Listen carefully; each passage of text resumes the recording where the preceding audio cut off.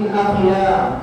أما بعد، أعوذ بالله من الشيطان الرجيم. بسم الله الرحمن الرحيم.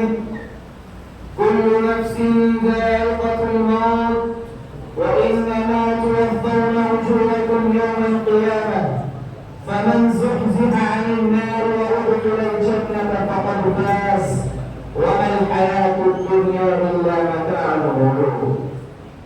رئيس الاحتفال المعطر والسامعين العظام، إخواني في الدين، إن الحياة تفنى وتزول، وكذا الحياة الدنيا أيضا تزول وتفنى، تذهب وتنعدم ولا تبقى إلى الأبد.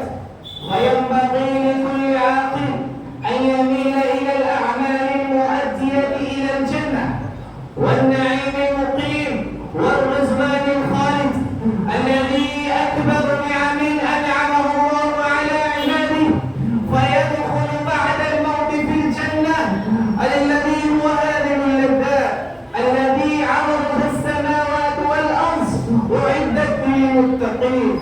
فالرجل الفقير يتبادر إلى الإتيان بالأعمال الصالحة والتحلي بالأخلاق الفاضلة والتخلي عن الأخلاق الرديئة، فمن دخل الجنة بعد الموت الذي هو هذه اللذات فقد نجاح وفاز، كما قال الله تبارك وتعالى في القرآن المجيد: كل نفس ذائقة الموت وإنما توفون أجوركم يوم القيامة فمن زحزح عن النار وأدخل الجنة فقد فاز وما الحياة الدنيا إلا متاع الغرور.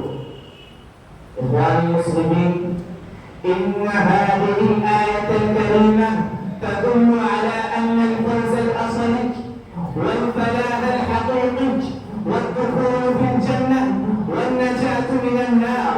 فإن كل نفس تستوفي أجورها في الآخرة فإن ارتكبت معصية من